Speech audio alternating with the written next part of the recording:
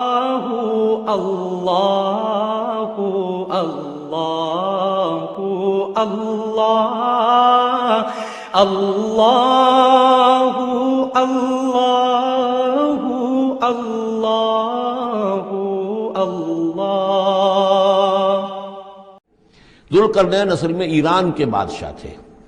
اور ایران اس وقت دو ملکوں میں اوپر میں منقسم تھا۔ اب بھی اگر ابھی کبھی نقشہ دیکھیں گے تو ایک علاقہ جو ہے ایران کا وہ تو ہے جو خراسان کا حصہ ہے، جو اصل ایران ہے اس کو بھی یوں سمجھیے دو حصوں میں، ایک پارس پرانا کہلاتا تھا جس سے فارس کا لفظ بنا ہے، اور دوسرا مادہ تھا، میڈیا یا مادہ۔ تو یہ ایک شخص ایسے ابھرے کہ جنہوں نے ان دونوں کو ملا کر ایک حکومت بنایا، اور وہاں سے سلطنت ایران کا جو یوں سمجھیے کہ جو ان کا ایک سنہرا دور ہے، اور ان کی عظمت و سطوت جس کی کہ وہ بہت زیادہ جس پر فخر کرتے ہیں، اس لیے کہ ایرانی قوم بڑی نیشنلسٹ ہے، نسل پرست ہے، ان کے اندر اپنی تاریخ پر، اپنی روایات پر جو ہے وہ بہت ان کو فخر ہے۔ تو وہاں سے وہ دور شروع ہوا، اور انہوں نے پھر اس علامت میں کہ میں نے دو ملکوں کو جوڑ کر ایک بنایا ہے، اپنے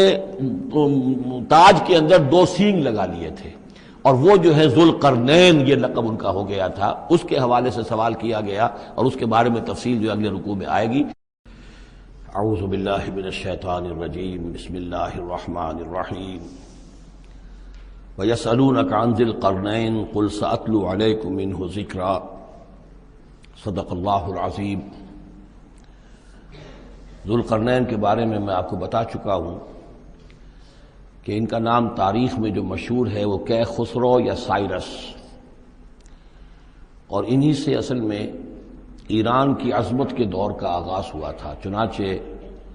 تقریباً میں سمجھتا ہوں کہ شاید 25-30 سال پہلے کی بات ہے،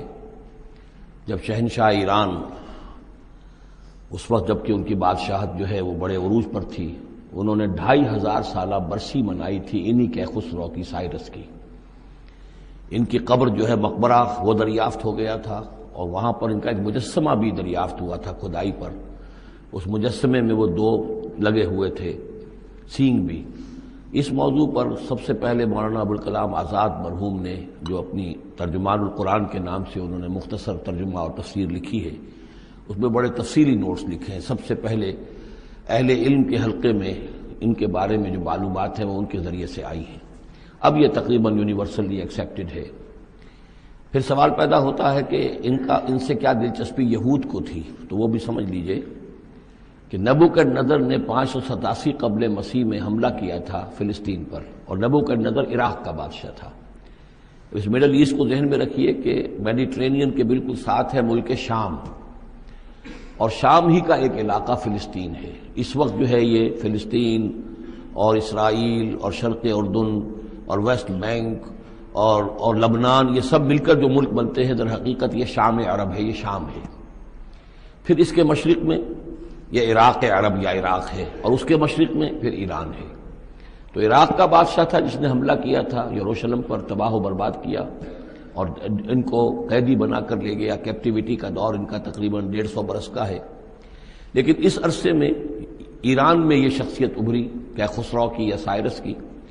اس نے پھر فتوحات کا دائرہ شروع کیا، تو سب سے پہلے عراق کو فتح کیا، بیبیلونیا کو، اور یہاں پر جو یہ اسیر تھے یہودی، ان کو اجازت دے دی کہ تم واپس جاؤ، اپنا یروشلم آزاد کرو، اپنے جا کر آباد کر لو دوبارہ۔ تو گویا کہ یہ محسن ہیں ان کے، ذوالقرنین جو ہے ان کے محسن ہیں، جن کی وجہ سے کہ جن کے ذریعے سے اللہ تعالیٰ نے انہیں بیبیلونیا یعنی عراق کی کیپٹیوٹی جو ان کی اسارت کا دور تھا اس کو ختم کیا، آزادی ملی، اور پھر یہ واپس آئے۔ حضرت عزیر علیہ السلام کے ساتھ قافلہ آیا ہے، اور وہ تقریباً پھر انہوں نے آ کر یہاں اثر نو اس شہر کو بھی آباد کیا، اور ہیکل جو ہے حضرت سلیمان علیہ السلام کا بنایا ہوا جو وہ عبادت خانہ تھا اس کو دوبارہ تعمیر کیا۔ اس اعتبار سے ذوالقرنین جو ہے وہ ان کی تاریخ میں ایک معروف شخصیت ہے۔ تاریخ سے معلوم ہوتا ہے کہ انہوں نے پھر ایران کی پہلی حکومت کو کنسولیڈیٹ کر کے پارس اور مادہ کو ملا کر ایک سلطنت ایران بنائی۔ پھر ان کی فتوحات کے 3 دائرے ہیں۔ مغرب کی طرف میڈیٹرینین تک پورا علاقہ فتح کر لیا، مشرق میں پھر یہ ہمارا جو مکران تک کا علاقہ ہے، یہ سارا کا سارا علاقہ ایران کے ساتھ ہی ملتا ہوا ہے، بلوچستان، مکران، یہ پورا علاقہ انہیں فتح کیا۔ ایک مہم ان کی شمال کی طرف گئی، بحیرہ کیسپین جو ہے، اور ادھر سے جو وہ بلیک سی ہے، بحیرہ اسود، ان دونوں کے درمیان جو پہاڑی سلسلے ہیں یہ شمال کی طرف جو ہے تیسری مہم گئی. جیسے کہ حضرت عمر رضی اللہ تعالیٰ عنہ کے عہد میں بھی 3 لشکر نکلے تھے مسلمانوں کے جزیرہ نما عرب سے. ایک لشکر شام سے ہوتا ہوا پھر مصر کی طرف گیا ہے، ایک لشکر عراق سے ہوتا ہوا ایران کی طرف گیا ہے، اور ایک لشکر سیدھا شمال کی طرف گیا ہے اور کوہ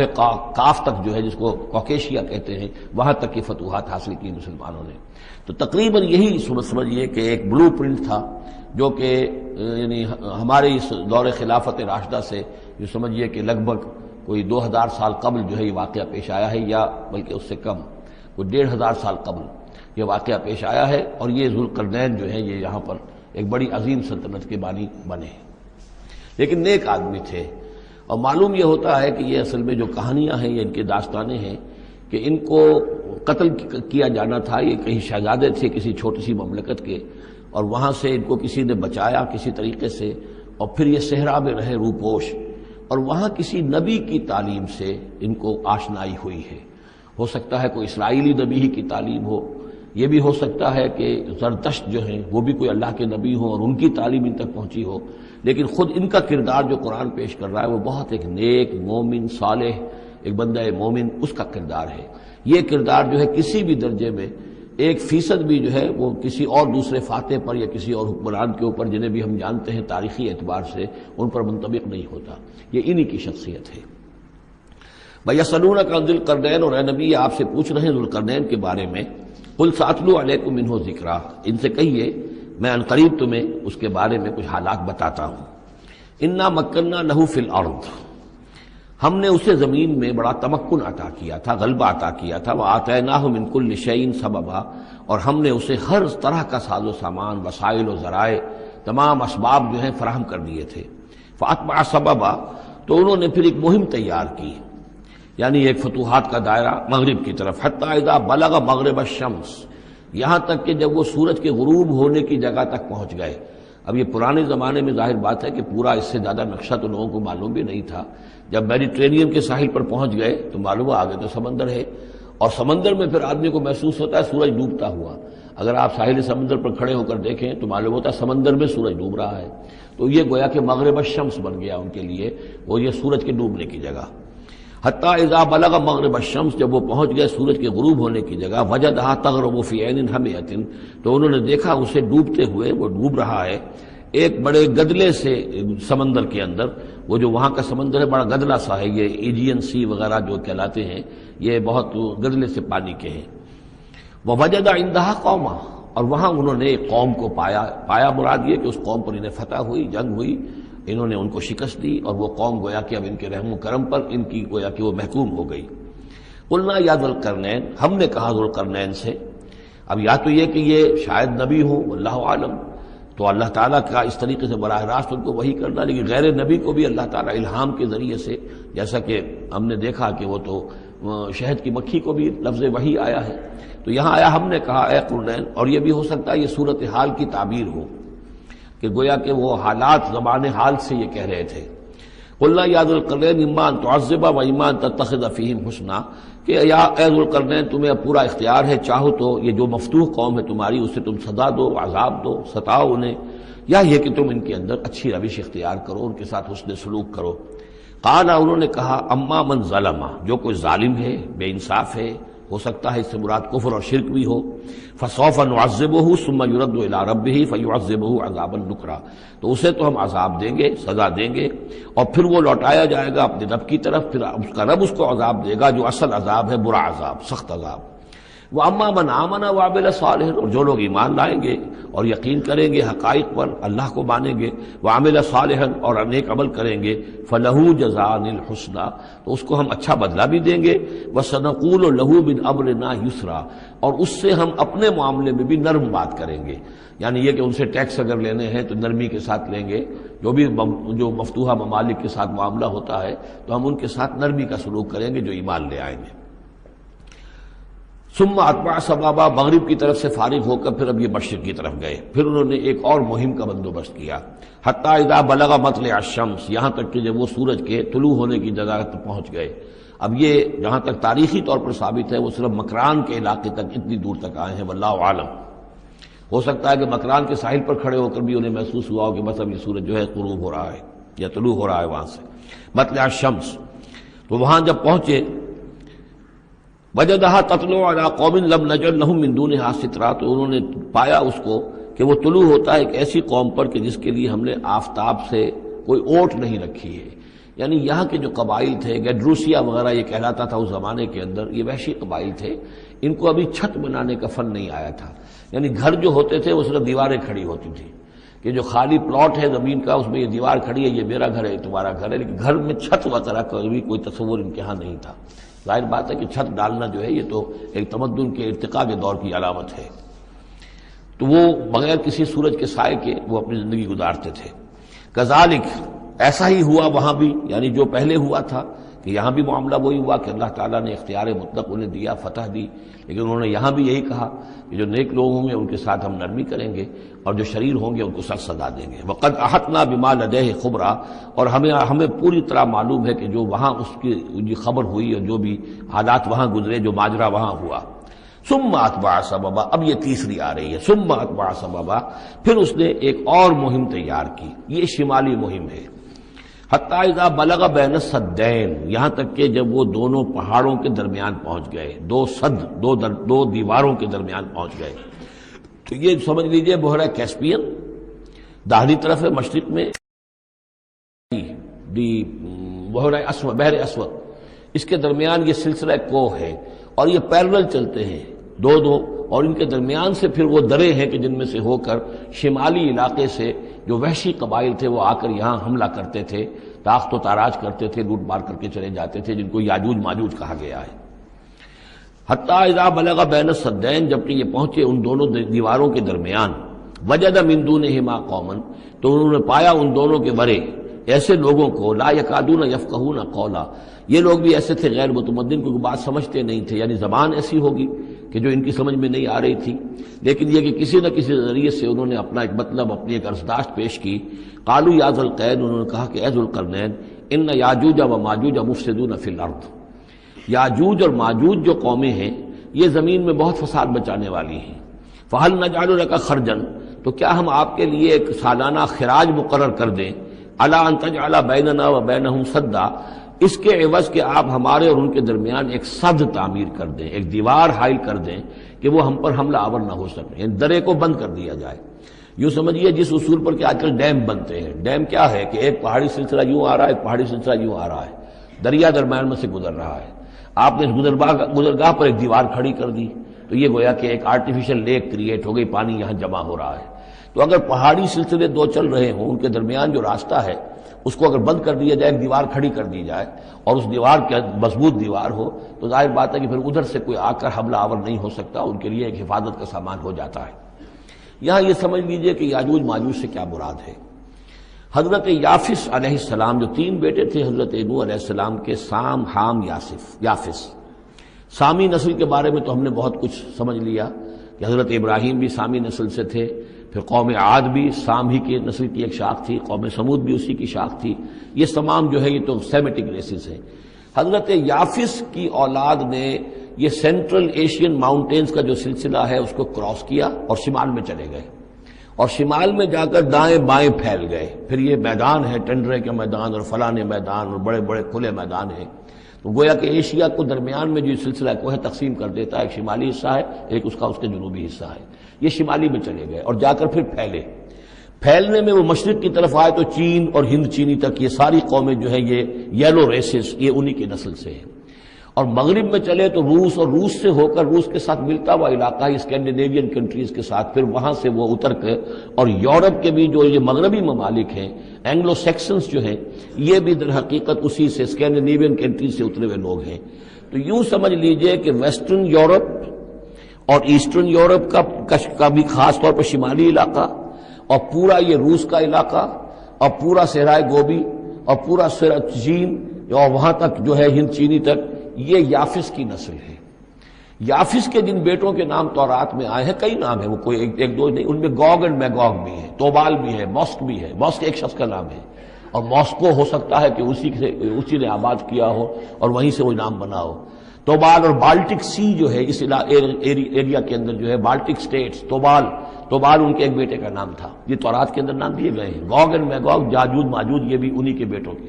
یہ تمام اقوام جو ہے یہ وحشی ہیں،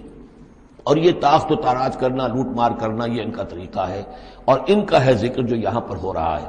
یہ جو سیلاب آیا تھا، کولونیل سیلاب جو ہم پر آیا تھا، جس میں کہ یہ اینگلو سیکسنز تھے، یہ سب کے سب جو ہیں یہ اسی نارڈک ریسز سے ہیں، یہ بھی یاجوج اور ماجوج کی نسل ہیں۔ ایک سیلاب ان کا آ چکا ہے جو آیا تھا یورپ کے سے نکل کر، یہ کولونیل سیلاب آیا اور پوری دنیا کے اوپر چھا گیا تھا، ایشیا اور افریقہ کو انہوں نے فتح کیا، کولونائز کیا۔ اب اگرچہ ان کی وہ بساط ایک دفعہ تو لپیٹ دی گئی ہے، وہ واپس چلے گئے ہیں، انڈائریکٹلی ہم پر حکومت کر رہے ہیں۔ ابھی ان کے جو ملٹی نیشنلز ہیں ان کے ذریعے سے یا بینکوں کے ذریعے سے، IMF کے ذریعے سے، ورلڈ بینک کے ذریعے سے انڈائریکٹ حکومت ہے جو نیو ورلڈ آرڈر ہے۔ لیکن یہ ہے کہ ابھی ایک اور جو سیلاب ان کا آنے والا ہے وہ آتا ہے احوال قیامت کے معاملات میں۔ آرمگڈون کے بعد جب حضرت مسیح علیہ السلام کا نزول ہو چکے گا اور یہودیوں کا خاتمہ ہو چکے گا، اور پھر یہ کہ تمام جو عیسائی ہیں وہ مسلمان ہو جائیں گے، عیسائیت ختم ہو جائے گی حضرت مسیح علیہ السلام کے آنے کے بعد، اور مسلمان اور عیسائی مل کر ایک ملت بن جائیں گے، سب مسلمان ہوں گے۔ اس کے بعد آخری سیلاب پھر آنا ہے جو اس کے خلاف، وہ احادیث میں آتا ہے، پھر وہ یاجوج اور ماجوج کا ہوگا۔ اور میرے نزدیک یہ یاجوج اور ماجوج جو ہے وہ ایسٹرن علاقے سے آئیں گے، چائنا وغیرہ سے، ہند چینی سے۔ آرمگڈون جو ابھی ہونی ہے فوری طور پر بڑی جنگ، اس میں یہ لوگ جو ہے بیٹھے رہیں گے، یہ جنگ میں حصہ نہیں لیں گے۔ یہ مڈل ایسٹ میں جنگ ہوگی، یورپین پاور ساری ہوں گی، کرسچین پوری طاقتیں ہوں گی، اور ادھر جو ہے مسلمان ہوں گے، اور حضرت مہدی جو ظاہر ہوں گے، جو اللہ تعالیٰ ایک عنایت کرے گا مسلمانوں کو لیڈر عرب کے اندر، وہ پیدا ہوں گے، مجدد ہوں گے، اور ان کے ذریعے سے عرب کے اندر ایک اسلامی حکومت بھی قائم ہوگی۔ لیکن ان کے لیے مدد کے لیے خراسان کے علاقے سے فوجیں آئیں گی، مشرق سے آئیں گی، اور یہ علاقہ جو ہے وہ ہے جو ہمارے قریب ہے اور ہم بھی اسی علاقے میں ہیں۔ اللہ تعالیٰ ہمیں توفیق دے کہ یہاں وہ ہم پہلے اس نظام میں خلافت قائم کریں، تاکہ یہاں سے پھر فوجیں جائیں اور حضرت مسیح کے ساتھ ہو کر اور حضرت مہدی کے ساتھ ہو کر عیسائیوں اور یہودیوں کے ساتھ جنگ کریں، اور بالآخر پھر یہ کہ پوری دنیا میں اسلام کا بول بالا ہوگا۔ لیکن جب یہ ہو چکے گا اس کے بعد ایک سیلاب پھر آئے گا یاجوج اور ماجوج کا۔ تو یہ چونکہ پوری ایک سلسلہ ہے، ایک نسلیں ہیں اس کے اندر بہت سی، تو ان میں چونکہ تفسیری اعتبار سے بہت سی باتیں جو ہے مختلف آراء بھی سامنے آئیں گی، تو میں نے جو رائے میری ہے وہ آپ کے سامنے بیان کر دی ہے۔ اس وقت بھی وہ یاجوج ماجوج تھے جو ان شمالی دروں سے آ کر حملے کرتے تھے۔ الا ان تجعل بیننا وبینہم سدا، تو کیا ہم آپ کے لیے ایک سالانہ خراج طے کر دیں تاکہ آپ ہمارے لیے یہاں ایک سد تعمیر کر دیں، ایک بند باندھ دیں یہاں پر۔ قال ما مکنی فیہ ربی خیر، اب دیکھیے ان کا کردار، ان کا مجھے جو کچھ میرے رب نے دے رکھا ہے، دولت دے رکھی ہے، مال دے رکھا ہے، وہ بہت بہتر ہے اس سے کہ جو تم مجھے پیش کر رہے ہو، مجھے خراج کی ضرورت نہیں ہے۔ ہاں تمہاری ایک ضرورت ہے، میں وہ پوری کر دیتا ہوں۔ فاعینونی بقوت، مجھے مین پاور فراہم کرو، باقی ساری سامان جو ہے میں فراہم کر لوں گا، لیکن بہرحال اس کو بنانے کے لیے، دیوار بنانے کے لیے اور دونوں پہاڑوں کے درمیان اتنی بڑی جو سد تعمیر کرنے کے لیے جو مین پاور چاہیے، اعینونی بقوت، تو محنت کے ذریعے سے، مین پاور کے ذریعے سے میری مدد کرو۔ اجعل بینکم وبینہم ردما، میں ان کے اور تمہارے درمیان ایک موٹی دیوار بنا دوں گا۔ آتونی زبر الحدید، لاؤ میرے پاس تختے لوہے کے۔ حتی اذا ساوا بین الصدفین، یہاں تک کہ جب دونوں جو اونچانے تھیں اس کے درمیان کا پورا علاقہ پر ہو گیا، بھر گیا، وہ لوہے کے تختے جو ہیں اس کے اندر بھرے جا رہے ہیں۔ حتی اذا ساوا، برابر کر دیا دونوں پھانکوں تک پہاڑ کی، قال انفخوا، اب ان کا کہ آگ جلاؤ اس کے نیچے، وہ دہکا دی بھٹی جس سے کہ اب وہ لوہا گرم ہوا اور لوہے کی تختے جو ہیں وہ گرم ہو گئے۔ حتی اذا جعلہ نارا، جبکہ وہ سارے کے سارے لوہے کے جو تپ گئے خود اور سرخ ہو گئے۔ قال آتونی افرغ علیہ قطرہ، تو کہا لاؤ میرے پاس پگھلا ہوا تانبا کہ میں اس کے اوپر انڈھیل دوں۔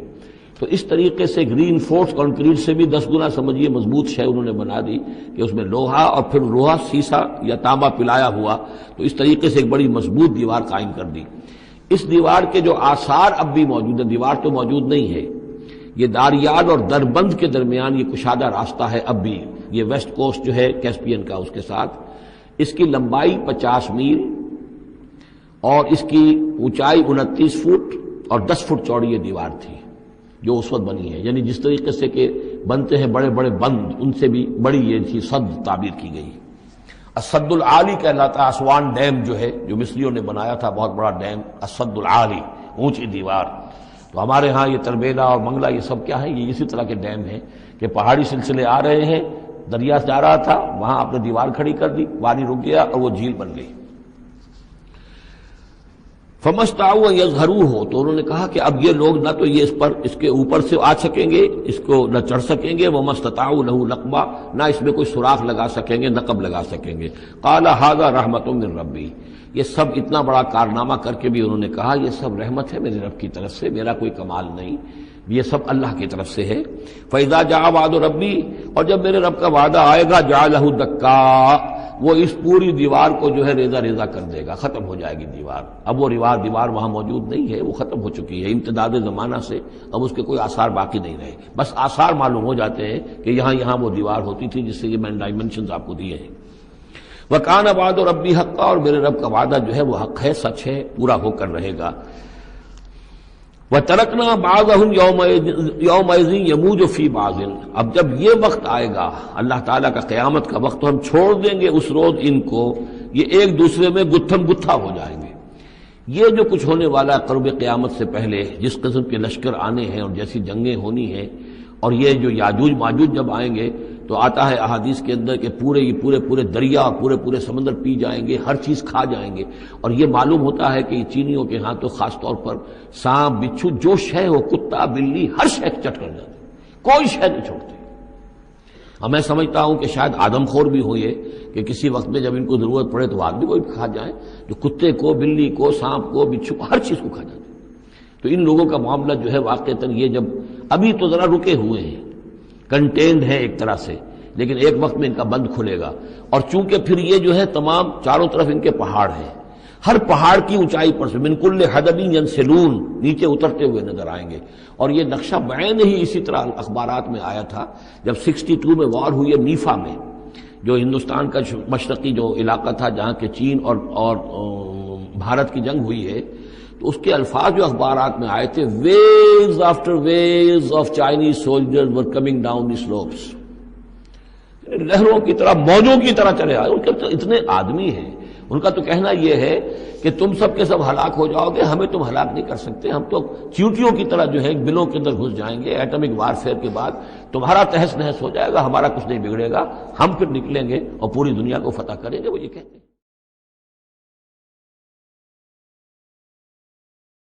اللہ اللہ اللہ اللہ اللہ